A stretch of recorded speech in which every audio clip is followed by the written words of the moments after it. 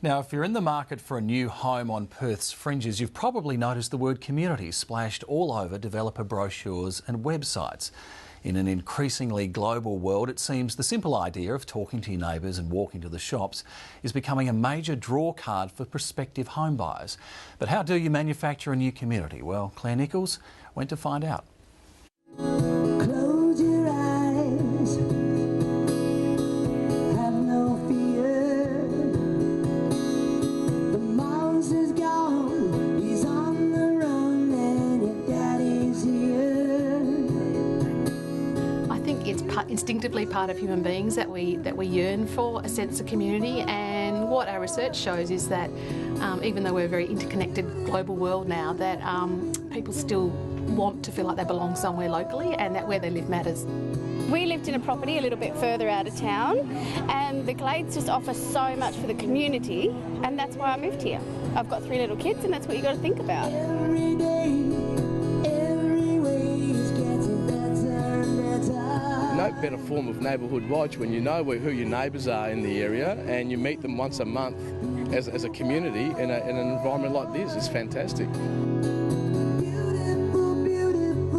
It's about 40 kilometres from the Perth CBD, but on this sunny Sunday morning, Byford seems like the place to be. We've got about 2,000 cars up in the car park, and they're still coming in, back down the traffic road, so yeah, fantastic. It seems every man, woman and dog has turned up for the Glades Estate monthly market, a creation not of the people, but of a property group.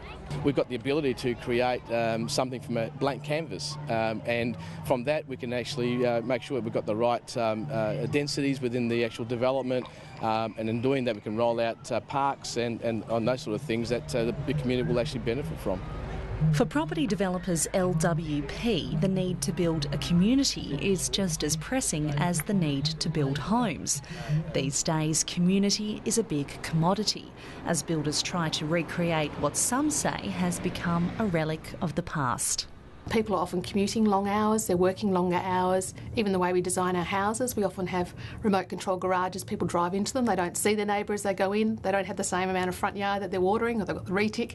So the ways that people might have got to know their neighbours and their neighbourhood has changed.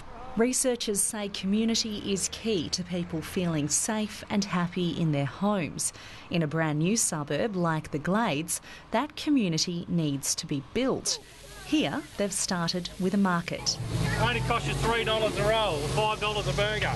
Once made of about 40 stallholders, the event has now more than tripled in size and has thousands of locals turning up for food, music and shopping. About 99% are handcrafted businesses, but you can find everything from fruit, veg, organic, food, handcrafted, jewellery, anything you can imagine. I think that's hard enough.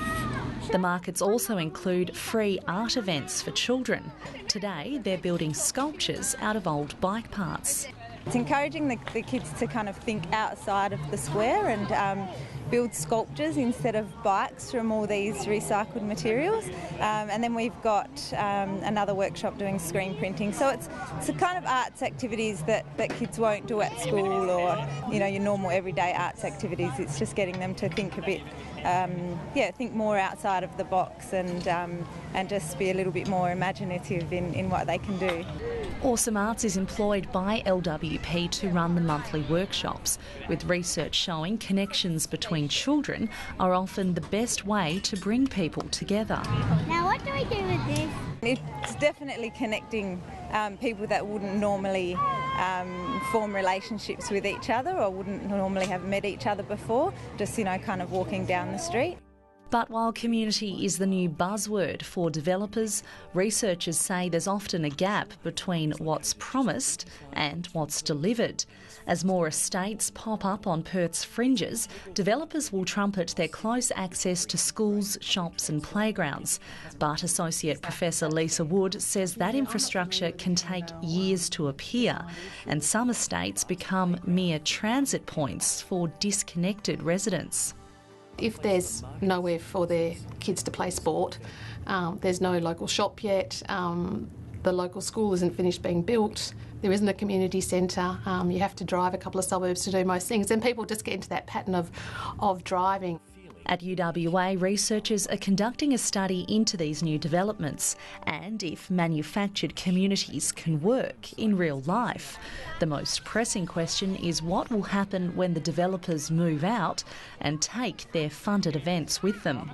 I guess the jury's still out for some of those communities in terms of what will happen when the initial flurry of activity happens. At the markets at the Glades, there's a succession plan in place. Local mum Mandy Parker, who started out as a stall holder, now runs the event.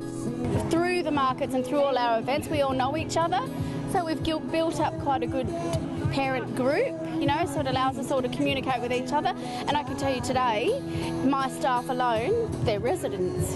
Ultimately, what we try to do is to make sure that when we're long and gone, that we've left a good legacy here, so that it is structured so that the existing community will just keep on maintaining and running with the programs.